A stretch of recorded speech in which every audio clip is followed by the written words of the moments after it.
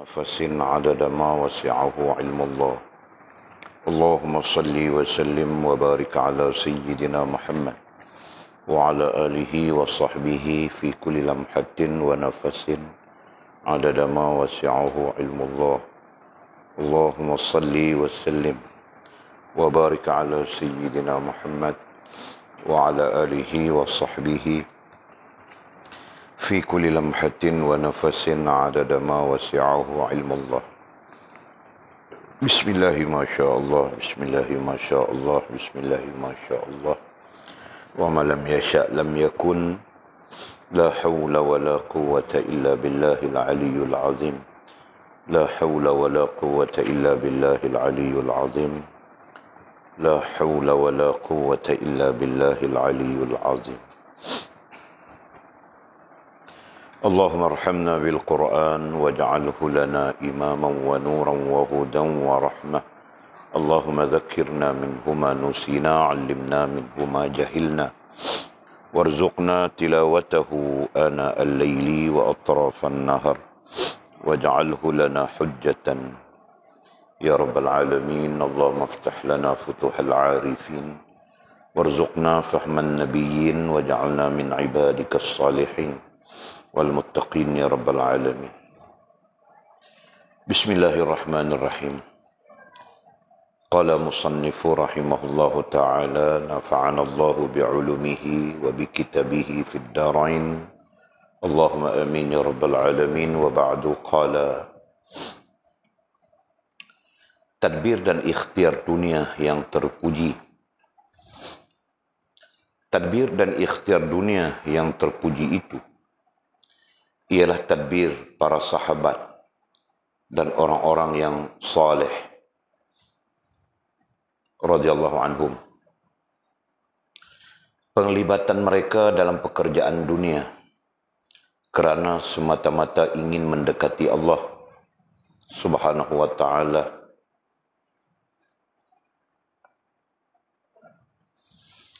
dan redha dengan hukumnya, yang mana Allah Subhanahu wa ta'ala sendiri memuji dan menyanjung sifat mereka ini. Sebagaimana firman Allah Subhanahu wa ta'ala dalam surah An-Nur ayat 36 dan 37. A'udzu billahi minasyaitonir rajim. Fi buyutin adzinallahu an turfa'a wa yudhkara fiha ismuhu yusabbihu lahu fiha ismuhu yusabbihu lahu fiha bil ghuduwi wal asal. Artinya, pelita itu di dalam rumah, yakni masjid, yang telah diizinkan Allah, Subhanahu wa ta'ala, bahawa diangkatkan suara dan disebut namanya di dalamnya, serta dibaca tasbih di dalamnya pada waktu pagi dan petang. Beberapa orang lelaki yang tidak lalai kerana perniagaan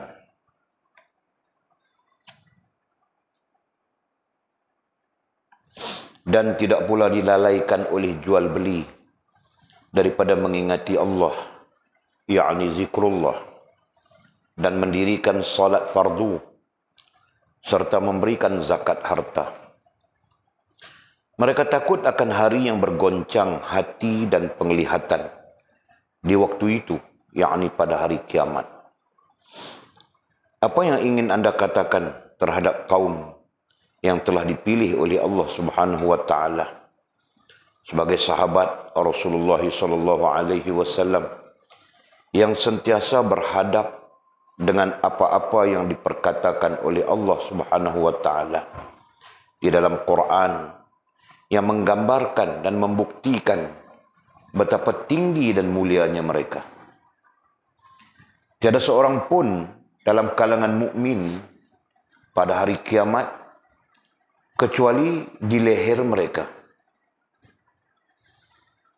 ada seorang sahabat yang sedia membantu dan mempunyai kurniaan yang tidak terhingga. Mereka inilah yang membawa suruhan Rasulullah sallallahu alaihi wasallam kepada kita, menjelaskan hikmat, hukum halal dan haram. Di kalangan mereka itu ada yang mempunyai fahaman yang khusus dan fahaman secara am. Ada yang membuka beberapa buah negeri orang kafir menjadi negeri Islam.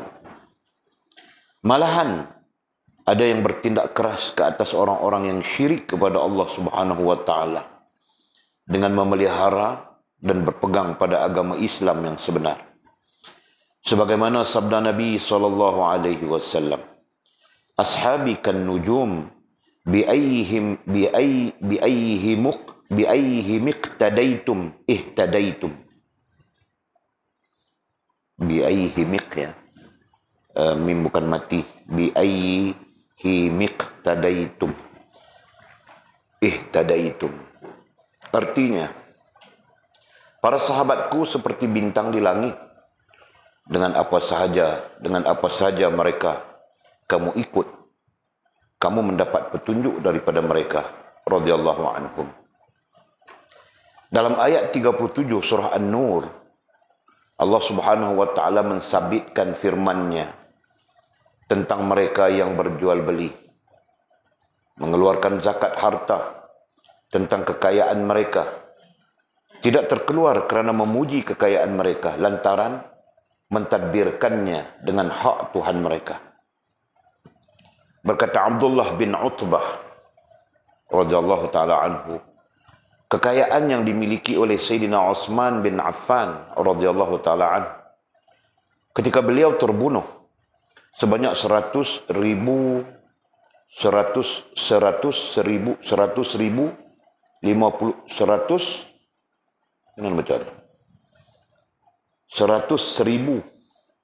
50 dinar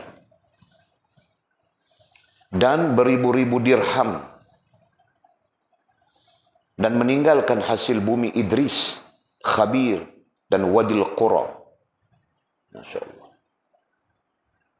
yang berharga 200 ribu dinar. Banyaknya harta Sayyidina Zubair radhiyallahu ta'ala anhu 50 ribu dinar, 1000 ekor kuda dan 1000 orang hamba. Amr bin Al-As meninggalkan 300 ribu dinar. Manakala Abdurrahman bin Auf radhiyallahu ta'ala anhu meninggalkan begitu banyak hartanya yang tidak terkira. Dunia hanya di tangan mereka sahaja, bukan di dalam hati. Mereka sabar ketika tiada harta dan bersyukur kepada Allah Subhanahu wa taala ketika ada harta. Tujuan Allah Subhanahu wa taala menurunkan bala kemiskinan dan fakir pada permulaan dahulunya adalah supaya sempurna nur mereka dan hati mereka menjadi suci bersih. Ini kerana jika nur mereka itu belum suci dan sempurna, ada kemungkinan apabila hilang harta di tangan mereka, mereka berasa terkejut dan susah hati. Tetapi berlainan pula dengan orang-orang yang sudah bersih hati. Mereka memanfaat dan mengeluarkan harta di tangan mereka tanpa berasa takut, seolah-olah semasa menafkahkannya ada di dalam gedung Tuhan. Kemudian kata musannif Sayyidina Umar. Okey, kita masuk kepada tajuk baru. Tajuk baru berdasarkan kepada kitab berdasarkan kepada kitab alih tulisan ini. Nah, kalau kitab klasik itu tiada tajuk, terus saja, kan? Jadi ini barangkali kebaikan kita ataupun satu advantage, satu kelebihan kepada kita merujuk kepada kitab alih tulisan ini. Nah, walau bagaimanapun kita harapkan kita mendapat manfaat daripada tulisannya, tarbiyahnya Ibnu Athaillah Iskandari rahimahullahu ta'ala. Amin ya rabbal alamin. Dan terkait dengan tajuk baru, seperti mana disebutkan tadbir dan ikhtiar dunia yang terpuji. Nah, di peringkat ini kita sudah jelas pemaknaan tadbir dalam teks kita. Sehingga kita berkesimpulan tadbir itu adalah rasa. Tadbir itu adalah rasa dan perasaan, atau tadbir itu adalah rasa hati. Dan ini melibatkan rohaniah. Ya, melibatkan rohaniah. Manakala ikhtiar itu adalah tingkah laku. Dan ini langsung membabitkan jasmaniah. Ya. Nah, ini kesimpulan kita terakhir. Sampai di sini kita menggunakan istilah itu sudah. Kita menggunakan istilah tadbir. Tulis mula ya. Tadbir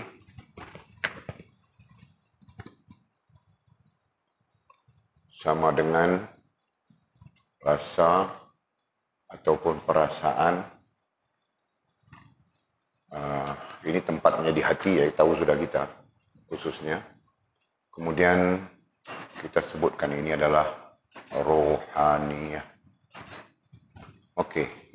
Perkara yang kedua adalah ikhtiar. Ya, ini adalah tingkah laku atau tindakan. Oke. Dan ini adalah perkara jasmaniyah. Jadi kesimpulannya kita nampak sudah. Ini kita belajar sebelum tajuk ini. Topik lepas terakhir. Oke, jadi sampai di sini kita sudah boleh memberi pemaknaan yang lebih relevan ya, lebih munasabah untuk kita pakai. Oke. Jadi kita pada topik ini kita mau belajar tentang sama ada kita mau menggunakan istilah tadbir atau kita mau menggunakan istilah rasa dan perasaan ya, atau kita mau menggunakan istilah rohaniah, nah terserah kita di situ. Dan ikhtiar. Sama ada kita mau menggunakan istilah ikhtiar itu sendiri atau tingkah laku dan tindakan atau jasmaniah. Nah, kan? Jasmaniah ya. Dunia katanya. Dunia berarti activity kehidupan. Activity dalam kehidupan. Nah, itu. Nah, jadi sebab itu Walid pada awalnya Walid katakan sekurang-kurangnya pemaknaan dunia itu 2. Nah sekarang jadi 3 sudah. Ya. Pemaknaan dunia 1. Dulu disebut 2, nah sekarang jadi 3 sudah. 1, dunia kita pakai ya susunannya, tempat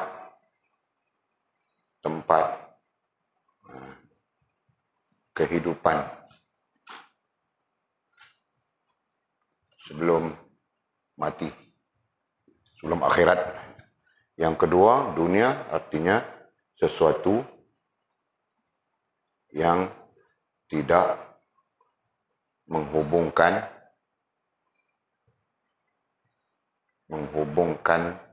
kita dengan Allah. Nah, sekarang ada pemaknaan ketiga. Nah, itulah pemaknaan ketiga tadi. Yang kita sebutkan apa tadi? Activity. Ya. Dunia juga dengan makna activity. Ya. Dalam hidup. Activity dalam hidup. Nah, itu juga pemaknaan. Ya. Walaupun pemaknaan ini kita katakan pemaknaan ketiga, tapi pada hakikatnya dia berada dalam pemaknaan pertama saja. Oke. Jadi tidak salah kita memaknakan dengan dunia itu dengan 2 pemaknaan besar seperti di awal. Oke. Jadi dunia di situ dengan makna activity dalam kehidupan, dalam hidup kita ini yang terpuji. Nah, itu tajuk baru kita. Ya, kalau yang lepas yang tercela gitu kan. Bukan yang lepas hikmahnya.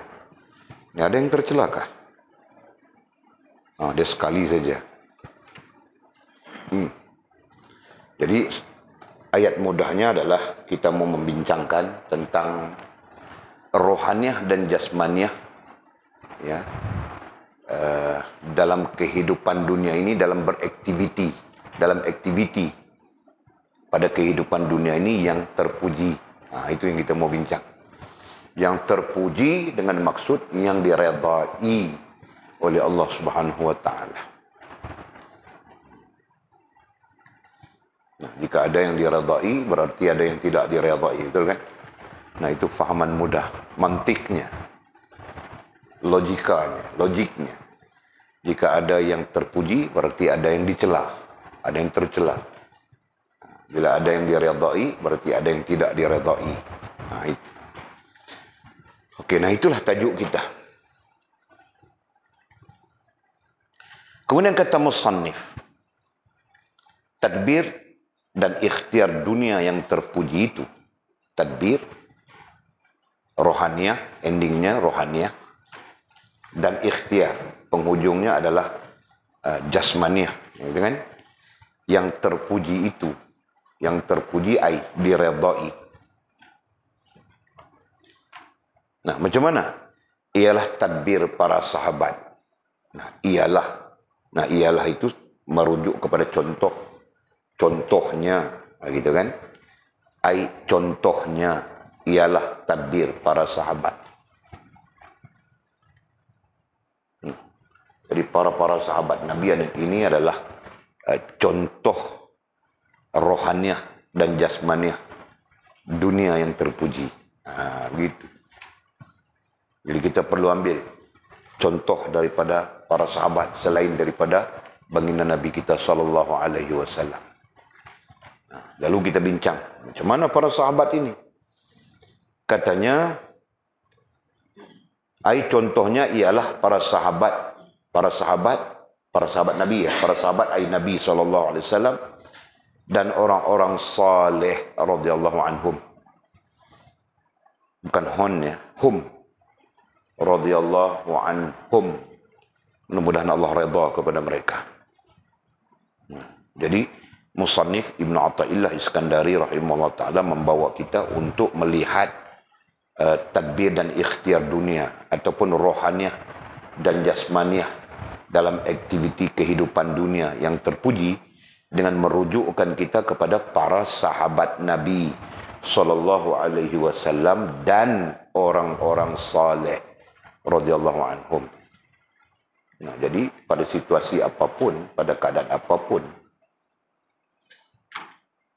Nabi, para sahabat, kemudian disebut orang saleh, nah itu mewakili tabi'in dan sepanjang zaman. Itulah yang sepatutnya menjadi rujukan, itulah yang sepatutnya menjadi panduan, itulah yang sepatutnya disuhbahkan, begitu. Kan? Nah, pengajarannya daripada Al-Quran, daripada hadis sama saja. Nah, sebab itu kita selalu pesan Mizi, kau jangan buat hal yang bercanggah, Mizi. Campur orang-orang yang masalah itu. Tahu tak? Ada saja berita-berita yang tidak bagus tentang kau, Mizi. Boleh pikir-pikir saja. Mau antar pulang. Antar pulang mau tak? Pulang mah. Cuti 5 tahun. Mau tak? Nah, kau seorang saja yang syazza finnar. Kau seorang saja yang berlari masuk ke dalam api. Dengan orang lain semua berlari masuk ke taman-taman. Ini kan? Hadis itu ajar sudah. Alaikum bil jamaah. Sampai-sampai mau buat kerja apa pun kita buat kerja dalam jamaah. Gitu kan? Wa man syazza. Sambung Mizi. Wa man syazza. Syazza finnar. Pandai.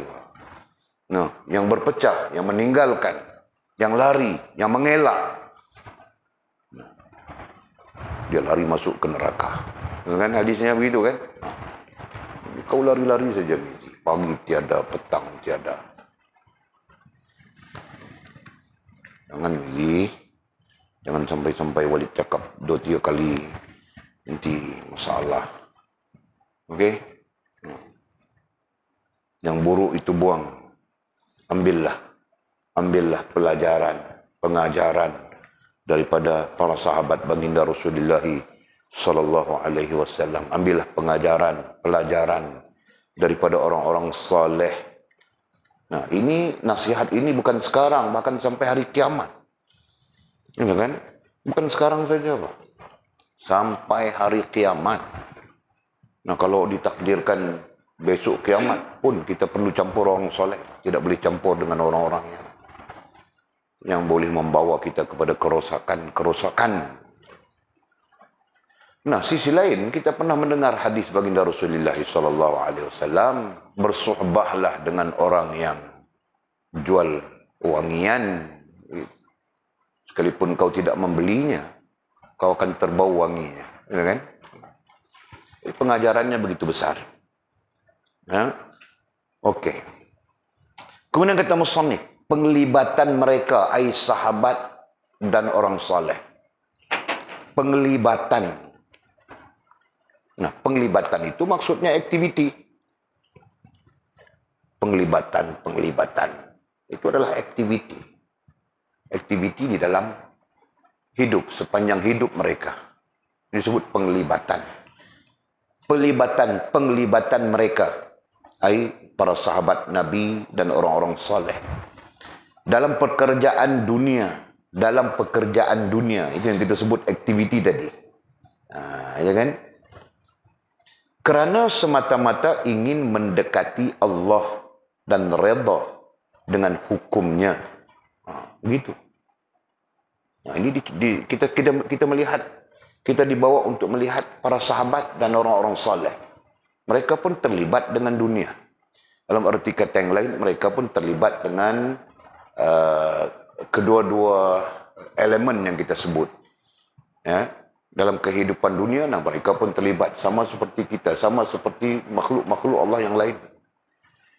Tetapi keterlibatan mereka dengan dunia, ya kan, dari sudut rohaniah dan jasmaniahnya, bertujuan mendekati Allah Subhanahu wa taala.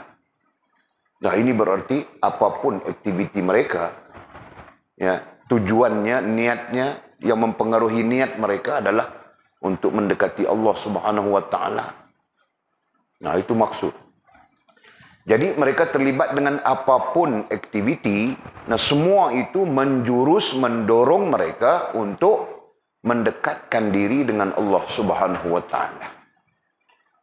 Nah, ini teladan yang sangat bagus, teladan yang sangat wajar untuk kita ambil. Dan redha dengan hukumnya.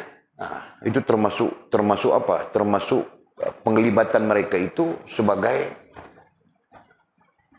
tindakan meredai. Begitu.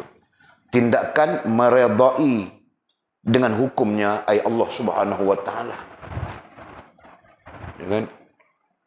Jadi mereka sahabat berniaga. Sama saja seperti orang lain berniaga. Bezanya para sahabat Nabi, orang-orang saleh, nah dia berniaga mengikut syariat, gitu kan? Nah, yang halal tetap halal, yang haram tetap haram. Yang dibenarkan diambil, yang tidak dibenarkan sama sekali tidak diambil. Nah, begitu. Orang lain pun berniaga juga, ya, yang bukan disifatkan sebagai sahabat, nah, berniaga juga. Al-Mughirah sebagai contoh, antara orang yang terkaya di kalangan orang Quraisy jahiliyah pada zaman baginda Nabi sallallahu alaihi wasallam. Ya kan? Nah, dia menawarkan kepada baginda Nabi sallallahu alaihi wasallam untuk meniagakan, memperdagangkan barangannya. Nah, Nabi menolak. Kan? Nabi lebih senang memilih Khadijah. Ya kan? Memilih untuk meniagakan barangan milik Sayyidatina Khadijah Ummul Mukminin kemudiannya. Kenapa? Kerana Sayyidatina Khadijah Ummul Mukminin itu senang dengan pendekatan Nabi sallallahu alaihi wasallam, yang pada ketika itu Nabi sudah melaksanakan agama bagi dirinya. Paham enggak? Nah, Nabi tidak senang dengan Al-Mughirah. Kenapa? Sekalipun Al-Mughirah menawarkan begitu besar ganjarannya kepada Nabi, ternyata Nabi tidak senang. Kenapa? Karena Al-Mughirah mengamalkan perkara-perkara yang salah dari sudut agamanya baginda Nabi SAW. Faham tak? Nah, gambaran ini menunjukkan kepada kita bahawa Nabi SAW sendiri bertindak, ya, dalam konteks rohaniahnya mendekati Allah Subhanahu wa taala, mendekat dengan makna taqarrub, kemudian disebut muqarrabin, itu istilahnya. Ya kan? Mendekat, menghampiri. Yang kemudian kita tafsirkan makna hampir itu dengan Allah terima diri kita dan sempurna hubungan dengan Allah Subhanahu wa taala, betul-betul. Nah, kita tafsirkan sudah itu semua. Jadi itulah tujuan Nabi SAW, dan selain daripada itu, dan keredaan Allah Subhanahu wa taala.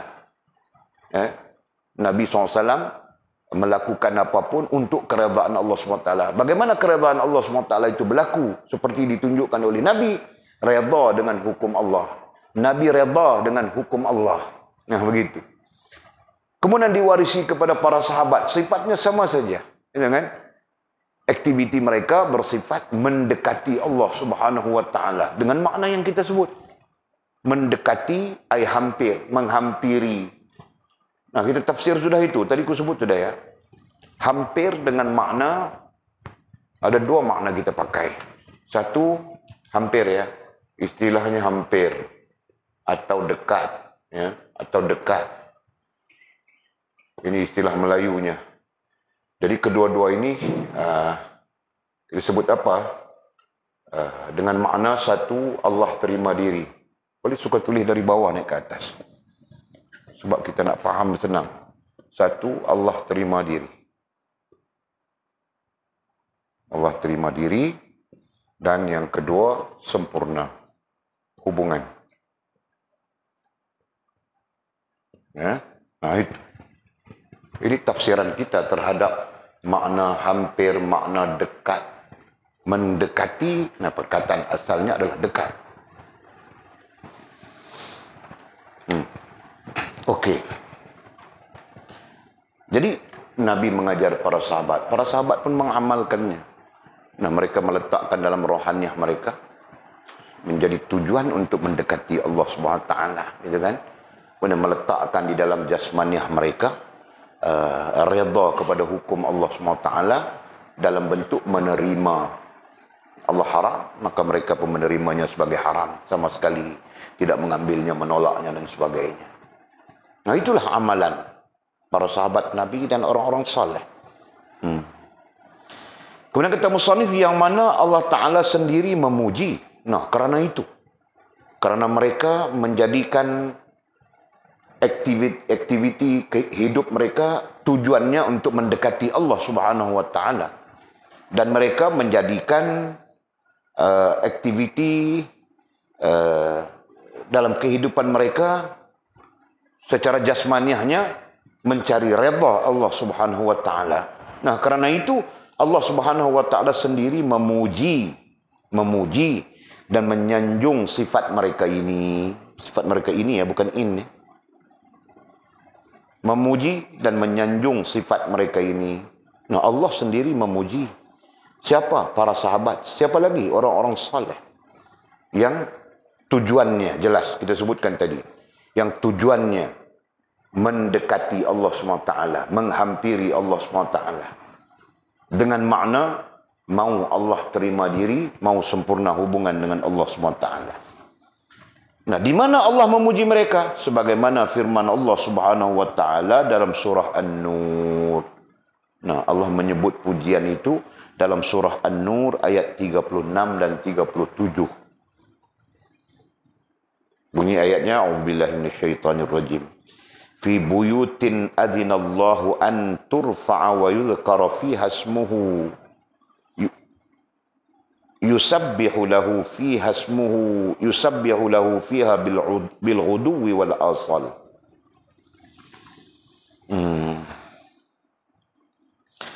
Pelita itu di dalam rumah, yakni masjid. Pelita perkataan ini. Nah, inilah. perkataan-perkataan yang tidak memberikan makna fiqh, tidak memberikan makna usuluddin, ya, lalu diberikan makna tasawuf, ya, makna secara tasawuf. Ya, contohnya dalam surat An-Nur ayat berapa? Ayat 34 kan? Yang Allah sebut ala nurun ala nur, gitu kan? Itu pun sama saja maknanya. Yang kau mau ayat itu sekiranya mau difiqahkan, macam mana mau difiqahkan? Mau diusuluddinkan pun berarti jadi apa ya? Keliru. Nah, para ulama mengatakan itulah dalil-dalil tasawuf. Ya. Nah, contoh seperti mana yang kita baca ini, pelita. Kamu maknakan pelita itu dengan apa? Kamu tafsirkan pelita itu dengan apa? Nah, jadi para ulama tasawuf, contohnya Imam Ghazali, Imam As-Sawi, ya kan, Syekh Abdul Qadir Jailani, mereka menafsirkan pelita itu dengan makna sesuatu yang terang, sesuatu yang menerangi. Begitu. Sesuatu yang menerangi, sesuatu yang menyuluh. Kemudian nanti kita ambil faham sesuatu yang boleh membawa kita kepada kebaikan. Begitu pelita. Kan? Nah, kalau pelita sekarang orang sebut lampu, orang tidak sebut pelita lagi, lampu. Nah, lampu itu adalah sesuatu yang menerangi kita supaya kita dapat kebaikan. Nah, bukan baik saja, jahat pun boleh jadi di sana, kan? Nah, okey. Jadi katanya pelita itu di dalam rumah. Fi buyutin. Nah, buyut dengan makna rumah. Pelita itu berarti sesuatu yang menerangi itu di dalam rumah. Nah, pelita disebutnya, kan? Siapa pelita itu? Ini majas, bukan bendanya, tetapi orangnya. Pelita itu majas kepada orangnya. Siapa orangnya? Sahabat Nabi radhiyallahu anhu ajma'in yang dipuji oleh Allah Subhanahu wa taala. Itu. Jadi, sahabat Nabi yang dipuji oleh Allah Subhanahu wa taala itu dimajaskan seperti pelita yang mampu menerangi. Paham enggak? Yang mampu memberi kebaikan. Jangan kau ingat pelita itu pelita fizikal, bukan pelita fizikal. Nah, itu maksud. Pelita itu di dalam rumah katanya. Rumah yang dimaksudkan itu adalah masjid. Yang telah diizinkan Allah Ta'ala bahwa diangkatkan suara dan disebut namanya di dalamnya. Nah, ini terkait dengan para sahabat Nabi radhiyallahu anhum ajma'in yang sentiasa berzikir, sentiasa beriktikaf, mencari ruang-ruang untuk berada di dalam masjid, begitu kan? Belajar, mendengar pengajaran daripada baginda Nabi SAW. Nah, itu antara sikapnya para sahabat. Serta dibaca tasbih di dalamnya, bahkan mereka sentiasa bertasbih di dalamnya, ay masjid. Sentiasa bertasbih mereka pada waktu pagi dan petang. Nah, jadi perkataan pujian Allah Subhanahu wa taala itu adalah pada perkataan pelita. Nah, nanti kamu orang pulang pun jadi pelita juga. Jadi lampu yang menerangi orang-orang yang buta, orang-orang yang gelap, orang-orang yang berada di dalam kegelapan, kejahilan. Itulah maksud. Ya. Dan sepatutnya kita semua begitu. Namanya orang yang beriman semua perlu begitu. Sama ada kita tahu sikit kah, tahu banyak kah? Nah, kita perlu menjadi pelita. Ya, menerangi. Dan ini adalah sunnahnya baginda Rasulullah SAW. Dan sunnahnya para sahabat Nabi radhiyallahu anhum ajma'in. Dan terbawa terus oleh orang-orang saleh sampai hari kiamat. Paham ini? Nah, kau pun perlu jadi pelita, bukan jadi hantu. Orang suruh datang pagi-pagi sarapan, lepas itu buat kerja, kau tidak datang. Kantui saja, sakit kepala, sakit perut, buat tugasan. Macam orang lain tidak buat tugasan saja. Rantau pun lagi banyak tugasan dia buat. Tugasan bomo pun dia buat. Macam-macam dia buat si rantau itu. Tahukah? Kau satu tugasan itu saja. Okey. Allah. Mudah-mudahan kita dapat mencontohi Rasulullah SAW, para sahabat. Paling rendah orang-orang soleh. Kita dapat contohi. Hamili. Jangan kau contohi orang-orang yang... itulah, kau sekarang sedang contohi komik. Betul tak? Kalau ada komik, kau menjadi hantu minjem komik juga. Anjung seorang lagi. Kau tidak mau sebut nama Anjung, baku kesian Atul. Hati Walid baik, betul, kau tahukah? Walaupun mulut Walid jahat saja, tapi hati Masya Allah. Okey. Kemudian kata musannif, beberapa orang lelaki yang tidak lalai. Ini komentar ya, terkait dengan ayat surah Nur, surah An-Nur ayat 36 dan 37. Beberapa orang lelaki yang tidak lalai kerana perniagaan dan tidak pula dilalaikan oleh jual beli daripada mengingati Allah, yakni zikrullah. Itulah komentar daripada musannif terkait ayat yang kita baca tadi, surah Nur, surah An-Nur ayat 36-37. Dan ini berkaitan beberapa orang lelaki daripada sahabat Nabi SAW, ya, yang mana mereka tidak lalai dengan perniagaan. Mereka mempunyai perniagaan yang besar-besar, perniagaan yang hebat-hebat pada waktu itu. Kan? Ada sahabat yang ada kita baca tadi kan, yang perniagaannya adalah jual beli unta, jual beli kuda, jual beli kambing, macam-macam. Kambingnya saja, kudanya saja, untanya saja bukan 2-3 ekor. Ribu-ribuan, tahukah? Bayangkan kalau dia meletakkan unta-unta itu di atas satu padang, berapa luas padangnya. Begitu. Jadi mereka memiliki kekayaan. Ini terkait dengan mereka. Beberapa orang lelaki, itu adalah sahabat-sahabat Nabi radhiyallahu anhum ajma'in.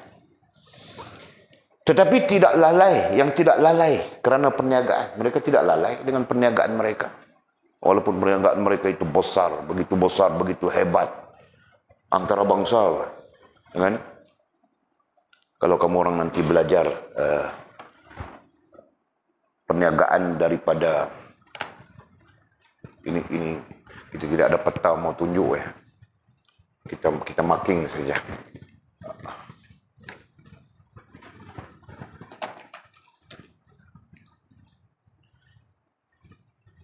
Ada 3 laluan perniagaan antara bangsa pada ketika itu.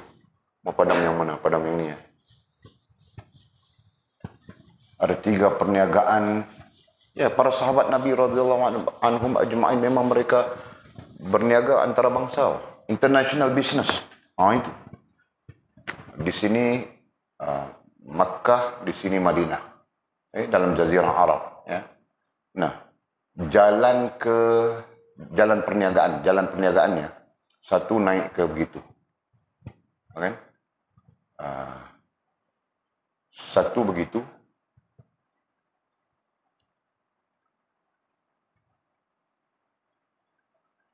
Satu lagi begitu. Ya. Okey,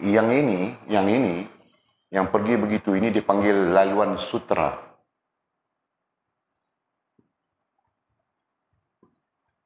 Belajar sejarah ya. Laluan sutra. Pernah tahu tak? Apa dalam bahasa orang putih dia panggil apa?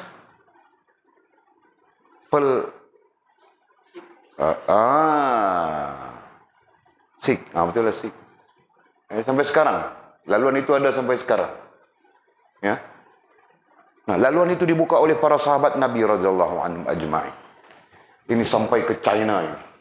Ya, terus masuk Uzbekistan, stan ini terus sampai ke China, di sini China, kemudian Rusia. Itu, China sebelah sini. Ya. Sebelah sini stan. Rusia di atas sana, China di sebelah sini. Itu dipanggil laluan sutra. Ya, nanti cari ya dalam sejarah laluan sutra. Itu menunjukkan para sahabat ini berniaga antara bangsa. Bukan mereka kecil-kecil, tahu tak? Kemudian sebelah sini dia panggil, tidak ingat nama, sini tidak ingat. Ini selalu baca, kadang terjumpa artikel ya, baca. Nah ini ada satu nama, ini pergi ke Afrika. Pergi ke Afrika ya. Nah, di sana. Dari Makkah, dari Madinah, sahabat-sahabat ini pergi ke Afrika sana. Nah mereka berniaga. Nah kalau nama sekarang ini di Afrika itu, di sebelah utara itu ada Mesir, kan? Ada Libya, ada Tunisia, ada Maroko, banyak di sana, kan? Ada macam-macam, walaupun tidak ingat. Afrika, ini laluannya. Di sini benua Afrika, gitu kan? Oke. Kemudian yang ini ke Syam, laluan ke Syam. Karena Syam pada ketika itu menjadi satu pusat dagangan antara bangsa yang sangat besar, kan? Khususnya karena orang-orang Syam ini pada ketika itu mempunyai kepandaian besi. Orang-orang Syam mempunyai kepandaian pertama, kepandaian besi. Pandai besi. Kan? Sampai sekarang kepandaian besi Syam diiktiraf. Apa dia panggil? Damaskus. Sempena nama ibu negara Syam, ibu negara Syria sekarang, Damaskus. Besinya dipanggil besi Damaskus. Ya. Salah satu pedang Rasulullah dan terakhir adalah pedang Salahuddin Al-Ayyubi, dibuat daripada besi Damaskus. Pandai besi. Yang keduanya, orang Syria ini, orang-orang Syria pada ketika itu pandai apa ya? Pandai sutra. Menurut cerita mereka belajar daripada orang Cina. Wallahu a'lam, walaupun tidak tahu itu. Nah, jadi ada beberapa kepandaian yang menyebabkan Syam ini menjadi tumpuan. Nah, para sahabat berniaga di sini, Masya Allah. Baginda Rasulullah SAW sendiri daripada Makkah pernah ke Syam ini, ya. Membawa barang dagangan. Khadijah Ummul Mukminin. Ada orang tanya Khadijah itu meniaganya apa? Nah, Walid ada dua penceritaan. Satu penceritaan mengatakan Khadijah itu perniagaannya adalah permaidani. Nah, ini berarti permaidani bukan barang baru. Dulu-dulu ada sudah permaidani, ya kan? Hanya mengatakan pakaian, kain. Wallahu a'lam. Oke. Jadi kesimpulannya, para sahabat Nabi radhiyallahu anhum ajma'in, mereka berniaga, pergi ke sana, pergi ke sini. Itu boleh tunjukkan perjalanan mereka, ya. Sekurang-kurangnya kita ada maklumat perjalanan mereka. Nah, pun begitu, tidak melalaikan mereka. Perniagaan itu tidak melalaikan mereka, dan tidak pula dilalaikan oleh jual beli daripada mengingati Allah Subhanahu wa taala. Nah, ini perkataan mengingati di sini, makna lebih munasabah kita pegang adalah hubungan dengan Allah Subhanahu wa taala. Nah, tetap saja mereka semakin bagus hubungan mereka dengan Allah Subhanahu wa taala. Nah, ini berbeza dengan kita. Kita semakin lama semakin hubungan dengan Allah Subhanahu wa taala musnah, hancur. Itu yang terjadi. Macam Walid juga. Walid mengukur diri Walid saja. Masa aku belajar dulu hubungan dengan Allah, Masya Allah, sangat bagus. Dapat pandangan kita, ya, pandangan kita. Nah, pulang-pulang duduk di Malaysia ini, mula jadi kelang kabut habis semua. Kan? Datang pula penyakit mau berbini, lagi ringkup habis semua. Betul lah. Nah, sebab itu, Imam Nawawi mengingatkan, jika kau belum berbini, kau fikirlah 10 kali, ya, untuk belajar. Jadi ketika belajar jangan fikir mau berbini, mau berlaki kan, mau berbini kan, nanti dulu. Nah, habis belajar selesai, belajar tidak pernah habis. Tapi sekurang-kurangnya selesai satu tahap, baru fikir mau berbini, tahu kah? Jangan jadi macam Mizi, kalau kabut saja dia. Kau mau nikah di sini, kau mau nikah di Sabah? Kau cakap jujur, bah. Cikgu dengar tuh saksi itu. Hah? Kemana-mana aja. Kalau begitu sabar dulu, bah. Jangan kau buat kalang kabut saja. Nanti orang kampung tangkap kau kasih menikah baru kau tahu. Okey. Ya, jelas ya pengajarannya daripada sahabat. Nah, ini komentar daripada ayat Allah SWT tadi. Kemudian katanya apa lagi? Dan mendirikan solat fardu serta memberikan zakat harta. Bahkan perniagaan itu, jual beli mereka, berarti sibuk. Kesibukan mereka dengan jual beli antara bangsa itu. Tidak melalaikan mereka daripada mendirikan solat, bahkan menjaga solat, serta memberikan zakat. Masya Allah. Nah itu. Mereka takut akan hari yang bergoncang hati. Kenapa begitu? Karena mereka takut. Ya. Kenapa para sahabat yang kita sedang bincangkan ini, mereka tidak lalai dengan perniagaan, tidak lalai dengan jual beli, bahkan sentiasa menghubungkan diri mereka dengan Allah SWT, mendirikan solat, serta memberikan zakat. Kenapa? Kerana mereka takut akan hari yang bergoncang hati dan pelihatan di waktu itu, yakni hari kiamat. Nah, maksud mereka takut akan hari yang bergoncang hati. Apa maksudnya? Ini terjemahannya. Maksudnya, hari yang bagaimanapun perasaanmu, tidak ada siapa yang akan menolong. Nah, itu bergoncang hati. Ya, sebagai tafsiran maudhu'i, tafsiran istilah maudhu'. Bergoncang hati dengan maksud hari yang sangat stres, hari yang sangat tertekan, hari yang sangat tidak ada jalan penyelesaian. Ya. Melainkan dengan limpah rahmat Allah Subhanahu wa taala dan syafaat baginda Nabi sallallahu alaihi wasallam. Itu maksud bergoncang hati. Nah, pada hari itu seperti mana Allah sebut di dalam Al-Quran, al-yawma la yanfa'u malun wala banun illa man atallaha biqalbin salim. Hari yang tidak ada manfaat segala anak pinak dan harta benda. Kau punya anak pinak yang ramai, puluh-puluh orang, ratus-ratus orang, pun tidak boleh memberi manfaat apa. Ya, maupun kau punya harta benda yang begitu banyak, kaya raya, begitu hebat, ada di mana-mana. Nah, itu pun tidak akan memberi manfaat. Nah, pada ketika itu yang memberi manfaat adalah hubunganmu dengan Allah Subhanahu wa taala. Hubunganmu dan perhubunganmu dengan Allah Subhanahu wa taala. Jadi bayangkan orang yang tidak ada hubungan dengan Allah, perhubungannya pun buruk dengan Allah SWT, betapa bergoncangnya hati mereka ketika itu. Begitu maksudnya. Paham betul? Dan penglihatan, sama saja penglihatan mereka. Tentang penglihatan ini, Allah menyebutnya di dalam Al-Quran, kan? Surah As-Sajadah, surah Yasin, kan? Walau tara idil Yasin, gitu kan? Walau tara idil mujrimuna nakisu ru'usihim 'inda rabbihim. Walau tara dari perkataan ra'a, tara, kamu melihat. Nah, lihat kan? Nah, itulah penglihatan. Walau tara idil mujrimun, ya, tak kala mereka melihat sengsaranya pada hari akhirat itu. Bagi mereka yang tidak beriman kepada Allah Subhanahu wa taala, dengan sengsara. Nah, itulah penglihatan.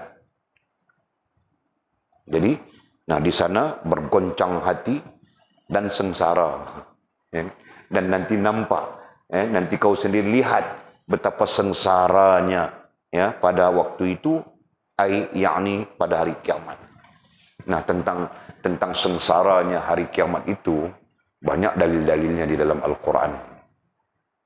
Ya, bahkan kita bercakap tentang hari kiamat, beriman dengan hari kiamat, beriman dengan hari akhirat, hari kiamat. Mana-mana istilah kita pakai. Ada 6, ada 5, setengah ulama sebut ada 5 perkara. Yang lain mengatakan ada 6 perkara. Nah, ke 5 atau 6, nah semuanya boleh menjadi sengsara kepada kita. Faham betul? Semuanya boleh menjadi sengsara kepada kita sekiranya kita tidak ada hubungan yang baik dan perhubungan yang baik dengan Allah Subhanahu wa taala. Hanya orang yang mempunyai hubungan dan perhubungan yang baik akan selamat. Kan? Nah, itu rentetan ayat yang kita baca tadi. Al-yauma la yanfa'u malu wala banun illa man atallah. Melainkan orang yang kembali kepada Allah, datang kepada Allah biqalbin salim.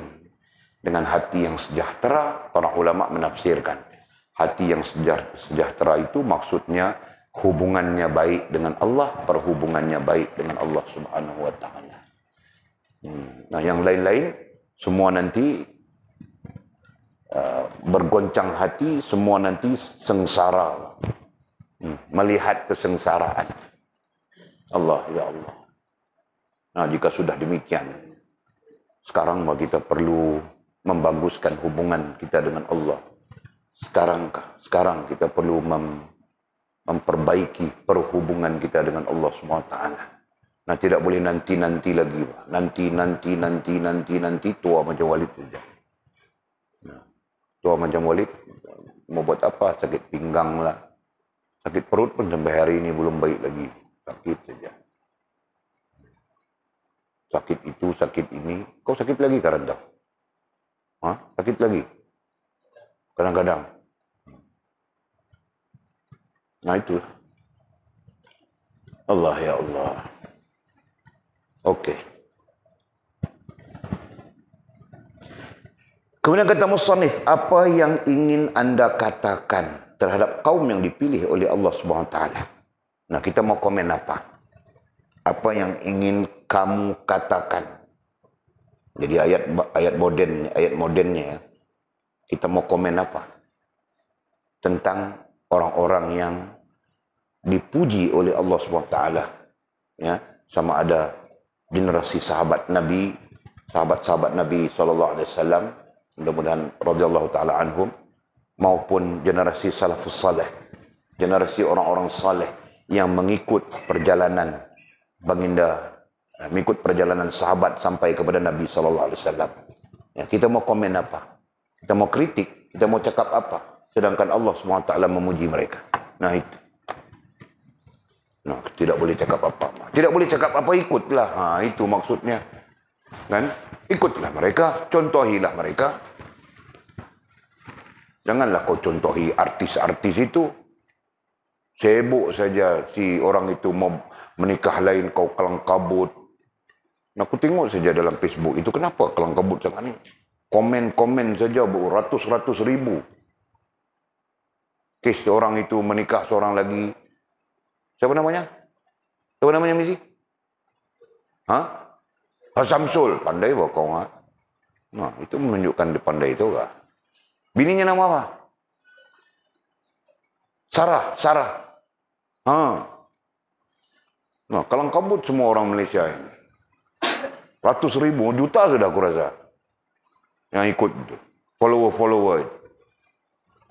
Kan? Kesnya si Samsul ini menikah seorang lagi. Nah, itu saja. Yang itu cakap begini, yang ini cakap begitu, yang itu cakap begitu. Macam-macam cakap ada. Semua cakap jahil semuanya. Cakap sesat saja. Cakap yang boleh membawa murtad pun banyak aku tengok di situ. Tahu tak? Itulah. Masya Allah. Okey. Jadi kata musannif, apa yang ingin kamu katakan terhadap kaum yang telah dipilih oleh Allah SWT? Kau mau cakap apa? Kau mau cakap apa, Jul? Orang-orang ini dipuji oleh Allah SWT. Mereka menghubungkan diri mereka dengan Allah. Mereka sentiasa melakukan perhubungan yang baik dengan Allah SWT. Kau mau cakap apa? Kalau kau diberi peluang bercakap, kau mau cakap apa? Nah, Walid ada apa mau cakap? Walid cakap apa? Kita sepatutnya mengikut mereka. Itu cakapnya. Faham, Jul? Nah, kau jangan fikir tidak ada mau cakap apa, Walid. Nah, berarti kau tidak mau cakap apa, kau diam saja. Berarti begitu kan? Nah, kau perlu cakap seperti Walid cakap tadi, Jul. Aku perlu mengikut mereka. Nah, itu. Jelas ya, Mizi? Kau pun cakap, Mizi. Cakap sekarang. Kau perlu mengikut mereka. Jangan kau ikut setan-setan yang cuba berdamping dengan kau itu. Tahukah? Nah, kita semua perlu mengikut mereka. Tidak ada komen lagi daripada kita. Ya. Kita sewajarnya tidak ada peluang untuk mengkritik mereka. Jangan ada peluang untuk mengkritik mereka. Bahkan kita juga turut memuji mereka. Seperti mana Allah memuji mereka. Itu kan? Allah. Kemudian katanya, sebagai sahabat Rasulullah SAW yang sentiasa berhadap dengan apa yang diperkatakan oleh Allah SWT di dalam Al-Quran. Bahkan sahabat-sahabat Rasulullah SAW, sahabat-sahabat Nabi ini sentiasa berhadap. Apa maksud berhadap? Berhadap dalam bahasa Arab disebut wajjah, tawajjuh. Ya kan? Datang daripada ayat Allah SWT. Wajjahtu wajhiya lilladzi fataras samawati wal ard. Aku menghadapkan diriku. Aku menghadapkan diriku. Satu makna wajah itu berhadap. Menghadap. Itu. Kan? Apa yang dihadap? Diriku. Kepada siapa? Alladzi fataras samawati wal ardh. Itu kita baca kan? Aku menghadapkan diriku kepada alladzi, dia yang pemegang 7 petala langit dan bumi. Nah, itu Allah SWT. Nah, itu yang kita baca dalam doa iftitah. Wajjahtu wajhiya lilladzi fataras samawati wal ardh. Aku menghadapkan wajah, aku menghadapkan diriku. Nah, ayatnya begitu bunyinya, terjemahannya. Rohaniahku dan jasmaniahmu kepada Allah, pemegang 7 petala langit dan bumi. Hanifam muslimah, sesungguhnya aku ini orang Islam yang suci bersih. Bukan syirik, bukan orang Islam yang syirik, orang Islam yang suci bersih. Wa ma ana minal musyrikin, dan bukan aku orang yang syirik. Nah, itu ayatnya, pemaknaannya gitu kan. Nah, itulah dia. Para sahabat Nabi ternyata mereka ya sentiasa berhadap. Nah, kemudian perkataan berhadap itu kita terjemahkan dengan fokus, itu kan, cenderung. Nah, sentiasa fokus, sentiasa cenderung. Dan kemudian kita berkesimpulan tujuan. Ingat Katul? Kepala Walid ini ingat saja, kau tahukah? Tapi Walid jenis orang, tipu Walid sekali, Walid tidak kira. Tipu 100 kali pun Walid tidak kira. Sebab Walid orang lelaki, bukan macam orang perempuan. Orang perempuan salah sekali dikira 100. Kesian kita, tahukah? Lanjut. Okey. Apa tadi? Wajah. Bahasa Arabnya wajah. Yang kita sebutkan tadi. Berhadap. Berhadap. Atau fokus. Atau tujuan. Ya kan? Nah, ini lazim kita pakai.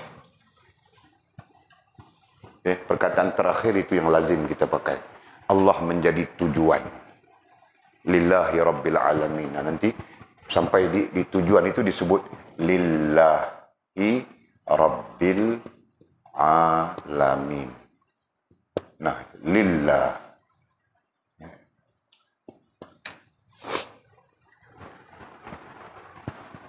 Betul kan? Nah, nanti lillahi ta'ala, lillahi ta'ala, lillahi ta'ala. Aku sembahyang fardu maghrib 3 rakaat, jadi imam kah, jadi makmum kah? Lillahi ta'ala. Betul? Nah, aku tawaf Baitullahil Haram, 7 pusingan serta berihram dengannya, lillahi ta'ala. Iya kan? Semuanya lillahi ta'ala, lillahi ta'ala. Nah, itu perkara yang wajib. Nanti mempengaruhi perkara yang sunat. Aku makan, lillahi ta'ala. Aku mau tidur, lillahi ta'ala. Aku mau menikah, lillahi ta'ala. 1 pun lillahi ta'ala, 4 pun lillahi ta'ala. Lanjut. Nanti ada orang perempuan bilang apa? Yang pertama itu dia bilang, oh, dengan aku saja lillahi ta'ala. Yang lain-lain semua itu mengarut saja. Kantui kita Jul. Kan? Oke. Nah itulah dia.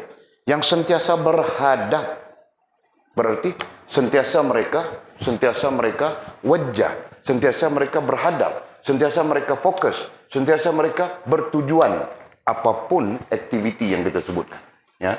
Apapun aktiviti. Nah ini aktiviti dalam hidup. Nah semuanya lillahi rabbil alamin. Masya Allah.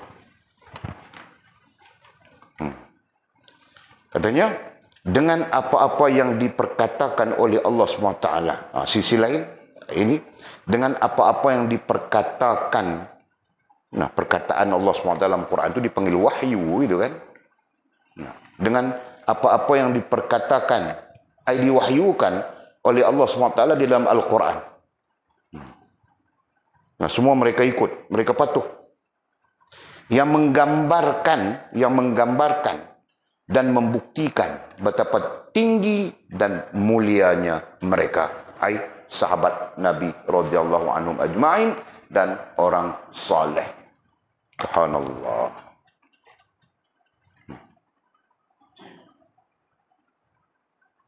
Jadi kalau kita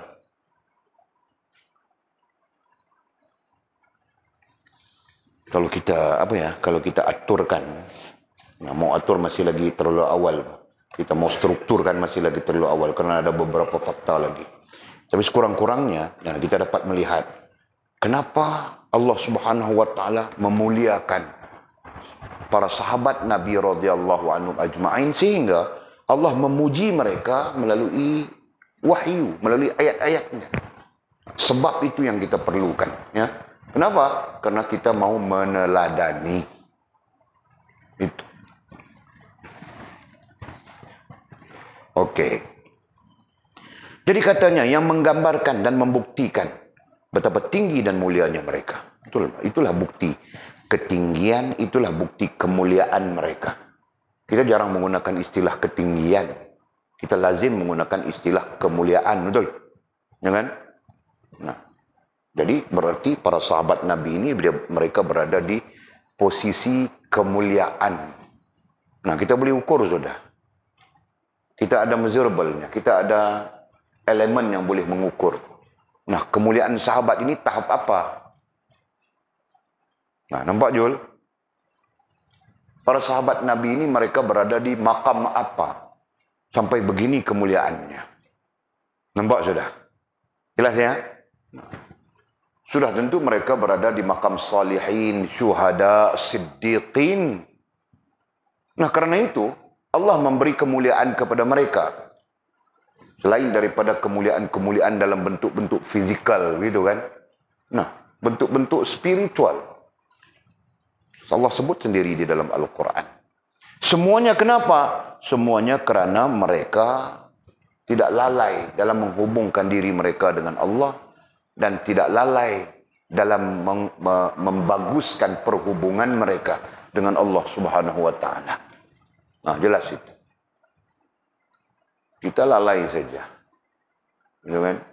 Lalai begitu, lalai begini, macam-macam lalai ada kita.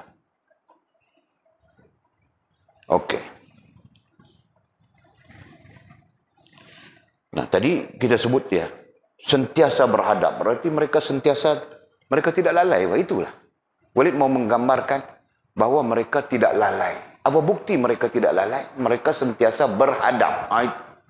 Dalam arti kata yang lain, mereka sentiasa sedar bahwa mereka sedang berhadap-hadapan dengan Allah Subhanahu wa ta'ala.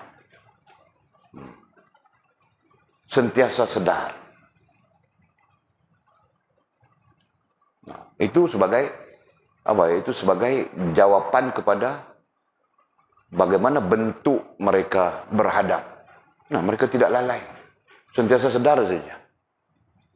Ya, Masya Allah, tabarakallah.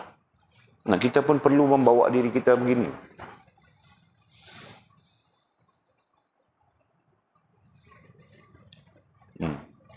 Ini kadang-kadang kita lalai, lupa.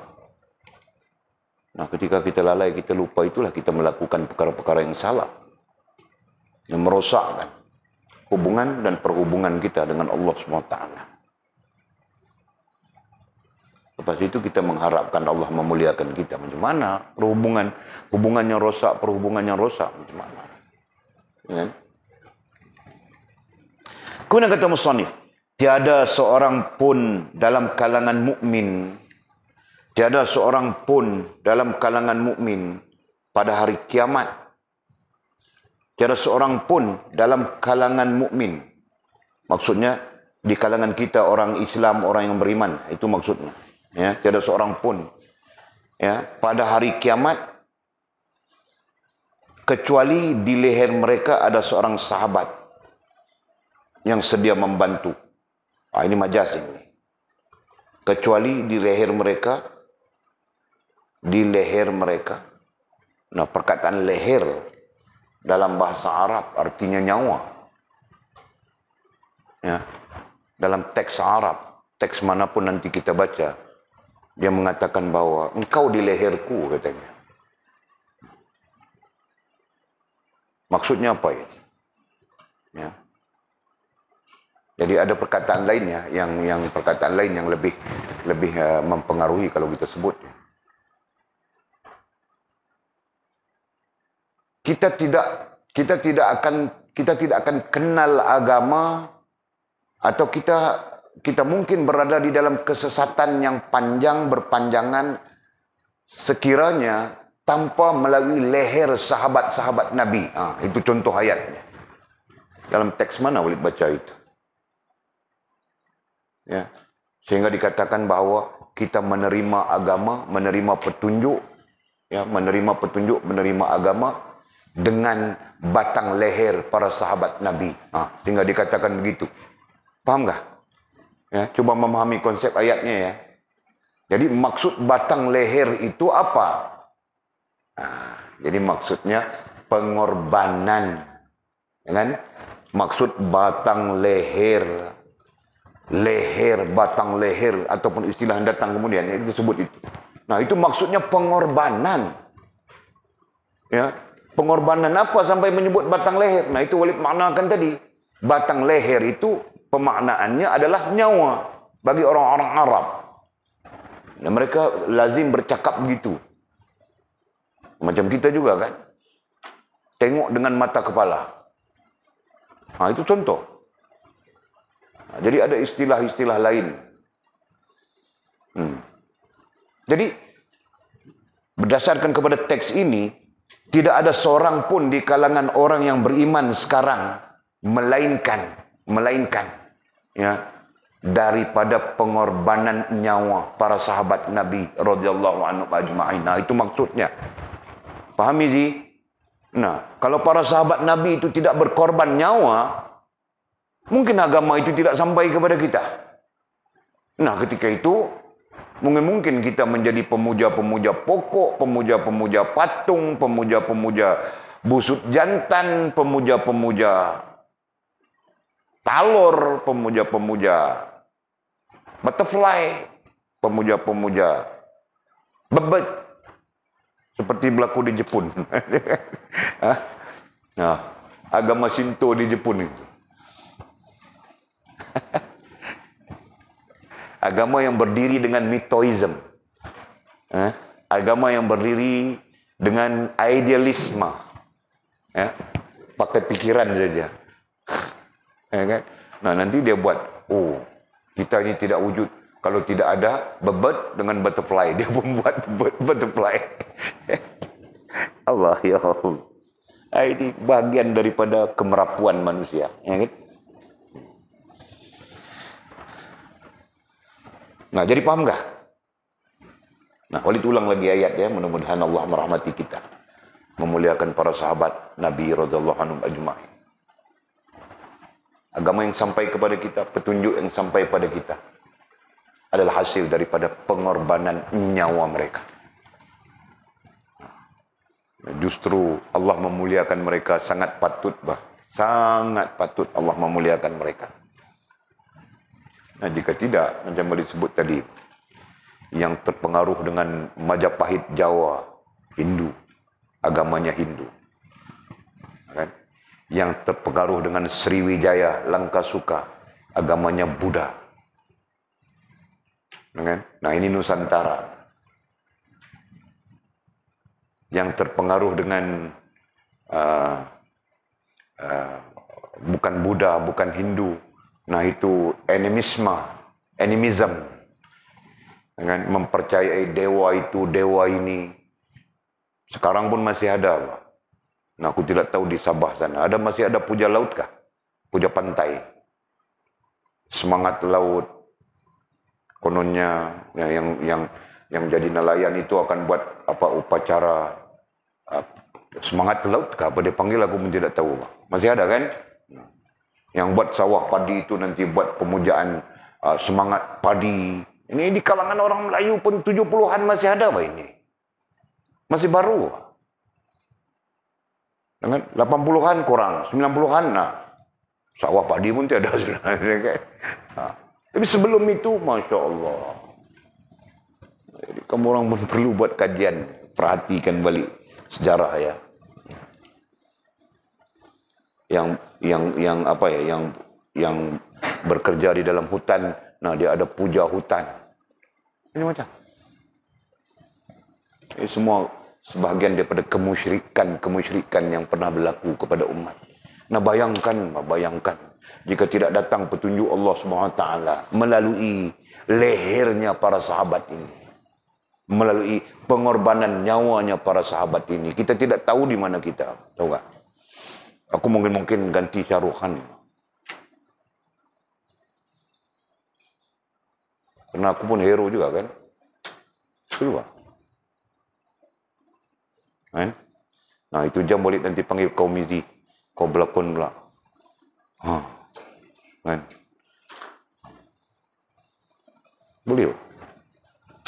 Nanti kau panggil Jul panggil Rantau. Nah, semua kita jadi pelakon filem Hindustan.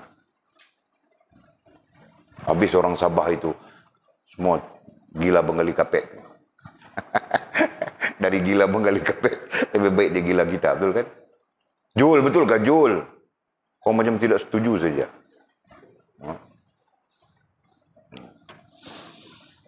Okey. Allah, Masya Allah. Nah, itulah maksudnya ya.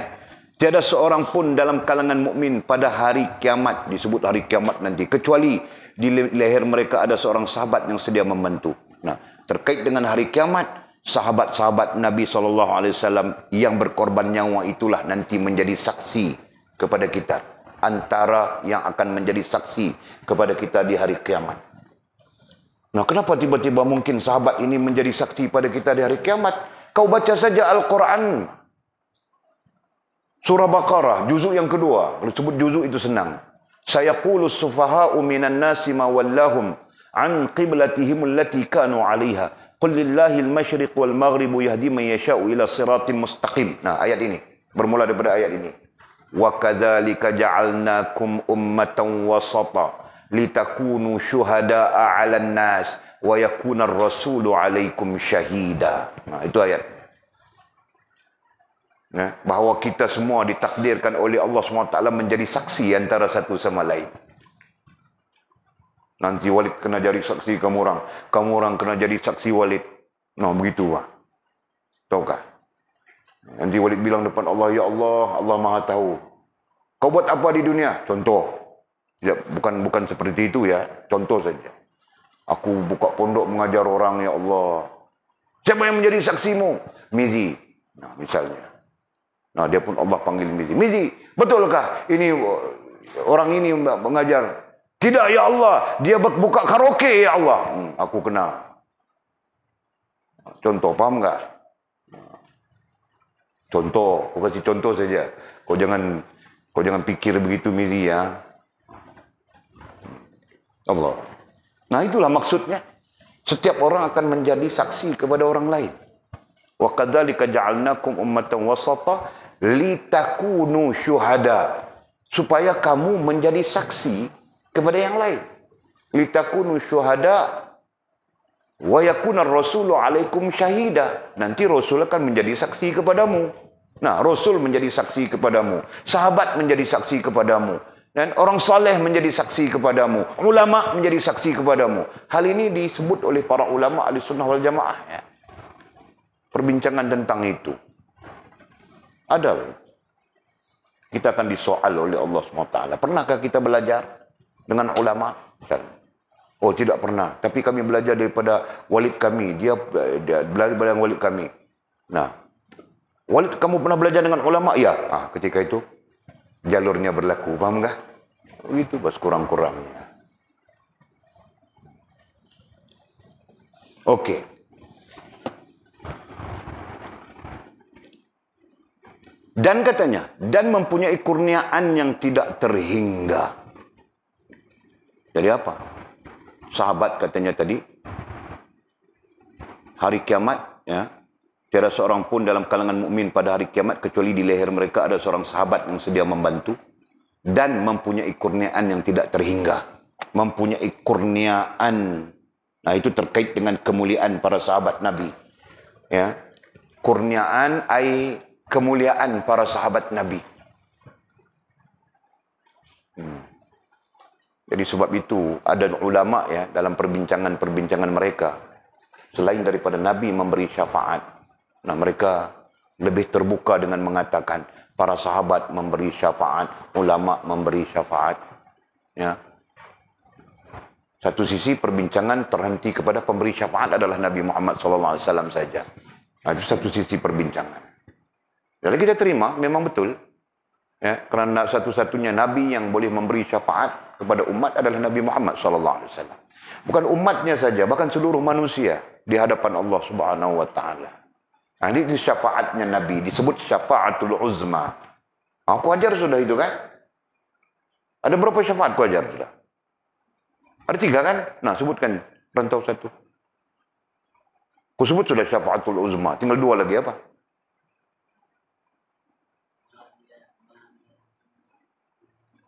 Hah?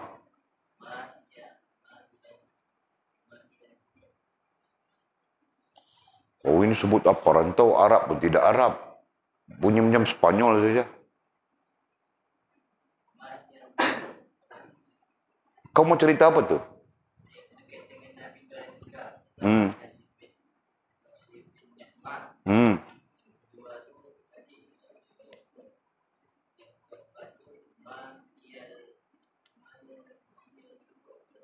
Nah, kau sebut yang Arab, yang Melayunya apa?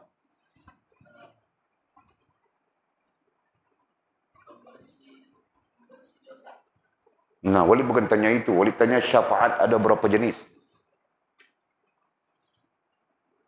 Ku ajar sudah itu. Syafaatul uzma, syafaatul ulia, mana apa lagi satu? Nah, aku pun tidak larat mau ingat. Betul sudah kau tahu katul. Walid monitor sudah. Mau ingat semua mati bah, tahu tak? Nah, ada 3. Syafaatul uzma, nah itu terhenti kepada Nabi SAW. Tidak ada siapa pun boleh memberikan. Syafaatul ulia, itu mungkin sahabat Nabi, orang-orang yang pernah, ya, yang mata rantai agama itu terkait dengan kita. Itu syafaatul ulia. Kemudian lagi satu ada syafaat. Syafaat apa istilahnya? Itu ibu bapa kita. Nah, kalau ibu bapa kita ke syurga, nah dia pun boleh memberi syafaat kepada kita. Tapi kalau ibu bapa kita ke neraka, nah kita yang akan memberi syafaat kepada dia jika kita ke syurga. Faham tak? Nah, bukan semua ibu bapa masuk syurga ya. Okey. Nah, di sanalah kenapa kita saling memerlukan, you know, kan? Saling, yang disebut dalam ayat Al-Quran tadi kita baca itu apa? Litakunu syuhada'a 'alan nas. Nah, semua kita perlu menjadi saksi kepada yang lain, antara satu sama lain. Nah, itu. Dan mempunyai kurniaan yang tidak terhingga. Kurniaan, nah tadi kita sebut apa kurniaan? Nah, kemuliaan yang tidak terhingga. Jadi kemuliaan itu Rasulullah sendiri, kemuliaan itu sahabat-sahabat, ya. Kemuliaan itu orang-orang yang mengikut para sahabat disebut tabi'in, tabi'in, kemudian disebut waman tabi'ahum bi ihsanin ila yaumiddin. orang-orang yang mengikut mereka sehingga hari kiamat. Nah, berarti orang yang mengikut mereka, nah, jalur ini semuanya terkait dengan kurniaan yang tidak terhingga. Rasulullah, ya kan? Sahabat, tabi'in, tabi'in, yang keempat, kemudian waman tabi'ahum, siapa yang mengikuti mereka keempat-empat ini dengan baik bi ihsanin ila yaumiddin, dengan baik sehingga hari kiamat. Nah, golongan itu kesemuanya diberi kurniaan yang tidak terhingga. Jadi kalau kita di mana ya, Nabi jauh sekali kita. Nah, kita mungkin sahabat pun jauh sekali kita. Tabi'in pun jauh juga kita. Tabi'in pun jauh juga kita. Nah, kita berada di waman tabi'ahum, siapa yang mengikuti mereka dengan baik ila yaumiddin, hingga hari kiamat. Nah, kita di situ. Paham enggak? Paham ini? Nah, jangan kita ikut mereka ya, jangan kita ikut yang bercanggah lah. Ini kita sesat. Nah, boleh tulis bahawa mudah-mudahan kita dapat manfaat. Ui, ke 10 dekat ni lah.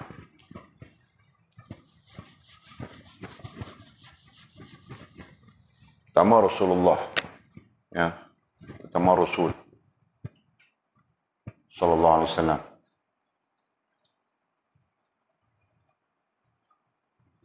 Okey, yang kedua sahabat. Yang ketiga tabi'in.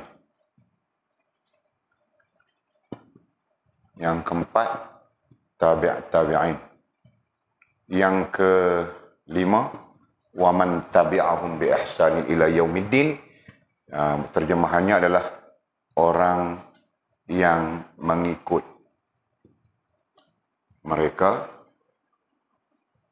ya, 1, 2, 3, 4 mereka, ila mengikut mereka dengan baik, bi ihsanin berarti dengan baik hingga hari kiamat.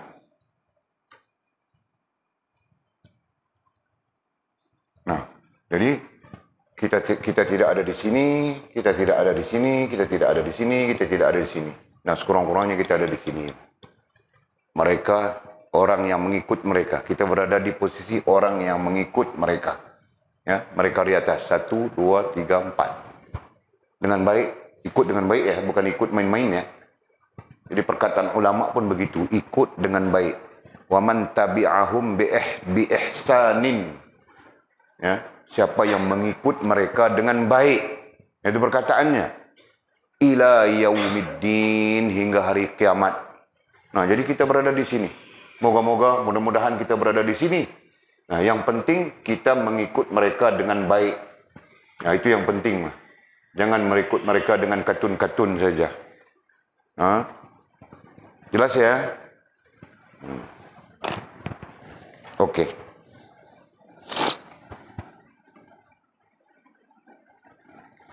Mereka inilah yang membawa suruhan Rasulullah kepada kita. Itu. Mereka inilah. Perkataannya mereka juga. Siapa mereka? 4 di atas disebut semua itu. Kan? Nah, kalau tidak dikira dengan Rasulullah, karena Rasulullah itu puncanya, jadi ada 3 di sana. Betul? Sahabat, tabi'in, tabi'in, nah kemudian turun sampai ke kita. Mereka inilah yang membawa suruhan Rasulullah kepada kita. Suruhan. Nah, gabung dengan tegahan. Suruhan dan tegahan. Nah, itu yang disebut agama. Ya kan? Suruhan, tegahan. Nah, kita sebut 2 sekali. Supaya nanti kita nanti hubung terus dengan agama saja. Nah, jadi mereka inilah yang membawa agama yang diperintahkan oleh Rasulullah kepada kita. Nah, seolahnya begitu. Menjelaskan hikmat. Nah, bukan saja mereka membawa agama, iman, Islam, ihsan. Ya, itu dipanggil kitab. Dalam teks Al-Quran dipanggil kitab itu. Iman, Islam, ihsan itu dipanggil kitab. Wa yu'allimukumul kitab. Dan kami ajarkan kepadamu, wahai manusia, wahai hamba, kitab. Nah, apa itu kitab? Kitab itu adalah agama. Apa itu agama? Agama itu adalah iman, Islam, dan ihsan. Jadi dipanggil kitab. Nah, selain daripada kitab, apa dia? Wal hikmah. Dan hikmahnya. Itu sebut menjelaskan hikmat. Hikmah, jangan hikmat. Salah istilah ya. Menjelaskan hikmah. Hukum halal dan haram. Nah, mereka lah yang menjelaskan kepada kita. Menjelaskan hikmat. Ini termasuk menjelaskan hukum. Menjelaskan halal dan haram. Nah, mereka lah orangnya. Nah, jika tidak, kita pun tidak tahu kan.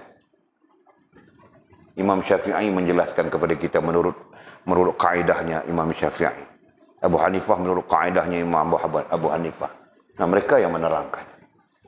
Jika tidak, kita pun tidak tahu apa.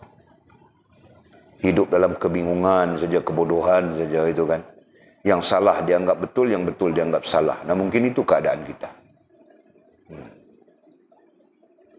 Okey. Di kalangan mereka itu ada yang mempunyai fahaman yang khusus dan fahaman yang am. Di kalangan mereka yang kita sebutkan tadi, sahabat, turun ya, sampai kepada kita. Ada yang mempunyai fahaman yang khusus. Itu kita perlu terima ya. Ada sahabat yang mempunyai fahaman yang khusus. Dan ada sahabat yang mempunyai fahaman yang secara am, secara umum. Ini tentang apa ya? Bila disebut fahaman, nah itu puncanya kepada satu-satu keyakinan, betul? Fahaman adalah punca kepada sesuatu keyakinan. Nah, kalau kau faham Syiah, berarti nanti keyakinanmu pun Syiah. Kalau kau faham Wahabi, nanti keyakinanmu pun Wahabi. Kalau kau faham Ahli Sunnah, nanti keyakinanmu adalah Ahli Sunnah. Nah, ini berarti keyakinan berpunca daripada faham. Jelas ya? Nah, jadi apabila kita menyebut tentang fahaman khusus, para sahabat ini ada fahamannya khusus. Dan bukan para sahabat saja ya, generasi yang boleh disebutkan di sana itu. Kan? Nah, ada yang faham khusus, ada yang faham am. Apa maksud faham khusus, apa maksud faham am? Nah, ada yang faham, kita amkan dulu. Ada yang faham am, umum. Kan? Para ulama ya dalam hal ini mengatakan bahawa faham yang umum itu lebih menjurus kepada jasmaniyah. Ya, lebih menjurus kepada jasmaniyah. Ta'alluqnya adalah apa yang diputuskan oleh Allah Subhanahu wa taala dan Rasul secara nyata. Contoh sembahyang. Kan? Puasa, zakat, haji. Itu ta'alluqnya adalah ta'alluq yang disebut oleh Allah, disebut oleh Rasulullah secara nyata. Nah, itu dipanggil am. Ya, sampai-sampai nanti kita panggil pengetahuan yang umum. Gitu. Nah, ada lagi satu sisi, pengetahuan yang umum itu dipanggil pengetahuan yang khusus. Yang tidak semua orang memilikinya. Kan? Melainkan orang yang bersungguh-sungguh.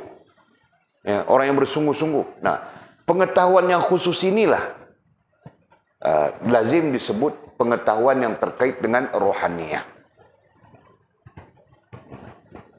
Jadi istilah khusus, istilah khas, khusus, khawasul khawas, nah langsung terkait dengan rohaniyah kan. Nah, jadi ada pengetahuan am, politik pengetahuan yang open saja. Semua orang boleh tahu, semua orang perlu tahu dan boleh tahu. Kan? Nah, ada pengetahuan yang khusus. Nah, yang khusus itu lazim terkait dengan rohaniyah. Ya. Pengetahuan yang tidak dapat diperkatakan, melainkan mesti melaluinya. Itu. Okey. Menghabiskan ini. Kemudian kata musannif, ada yang membuka beberapa buah negeri orang kafir menjadi negeri Islam. Betul tak? Ya. Andalusia, Konstantinopel. Nah, dibuka menjadi negeri Islam. Pada awalnya adalah negeri Kristian dan Yahudi. Ya. Kemudian mereka membuka negeri-negeri itu menjadi negeri Islam. Ya.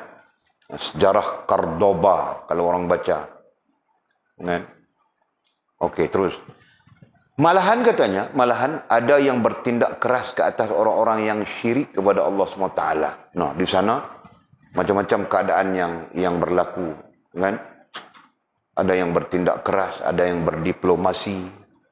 Abu Bakar radhiyallahu taala anhu ketika menjadi khalifah, nah dia bertindak keras kepada orang murtad. Kan? Memerangi mereka, membunuh mereka karena mereka murtad kepada agama Allah SWT. Nah, itu tindakan keras itu. Nah, ini berarti para sahabat dan orang-orang yang turun seperti mana kita sebutkan, ada yang pengajarannya keras, ada pengajarannya penuh lemah lembut. Nah, terserah kita mau ambil yang mana gitu kan. Nah, okey. Katanya malahan ada yang bertindak keras ke atas orang-orang syirik kepada Allah SWT dengan memelihara dan berpegang pada agama Islam yang sebenar. Mereka bertindak keras kepada orang-orang syirik supaya kembali atau apa, supaya tidak rusak agama Allah SWT yang dibawa ketika itu, sepanjang zaman, supaya tidak rusak agama Allah SWT. Nah, jadi apa yang disebutkan oleh musannif dalam teks ini dan menunjukkan itulah aktivitinya para sahabat Nabi radhiyallahu anhum ajma'in, kemudian diwarisi kepada orang-orang saleh hingga hari kiamat. Dan kita perlu mengambil teladan itu. Kita perlu mengambil contoh itu dan kita perlu mengikut seperti mana mereka. Ya. Nah, termasuk di dalam apa? Termasuk di dalam hal-hal yang kita sebutkan tadi. Ya, memperjelaskan keilmuan supaya orang tidak jadi syirik kepada Allah, orang tidak jadi nifak kepada Allah, orang tidak jadi fasik kepada Allah Subhanahu wa taala semampu kita. Paham betul? Nah, itu. Okey. Sebagaimana sabda Nabi sallallahu alaihi wasallam. Nah, dalam hal ini kita dirujukkan kepada sabda Nabi. Jadi kita pun berhenti di situ. Nanti kita sambung sabda Nabi sallallahu alaihi wasallam. Wallahu a'lam.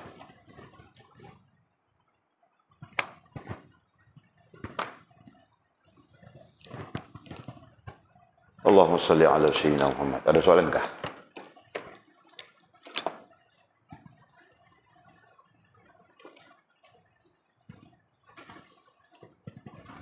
Tiada ya. Bismillahirrahmanirrahim. Alhamdulillahirabbil alamin wassalatu wassalamu ala asyrafil mursalin sayyidina wa maulana Muhammad wa ala alihi washabbihi ajma'in. Allahumma iftah lana futuhal 'arifin warzuqna fahman nabiyyin waj'alna min 'ibadikas salihin. Allahumma ihdina siratal mustaqim siratal ladzina an'ama Allah minan nabiyyin was-siddiqin wasyuhada'i was-salihin. اللهم ربنا افتح بيننا وبين قومنا بالحق وأنت خير الفاتحين. اللهم أعنا على ذكرك وشكرك وحسن عبادتك. اللهم فقهنا في الدين وعلمنا التأويل. اللهم فقهنا في الدين وعلمنا التأويل. اللهم فقهنا في الدين وعلمنا التأويل. وصلى الله على سيدنا محمد وعلى آله وصحبه وبارك وسلم. والحمد لله رب العالمين. تقبل الله منا ومنكم.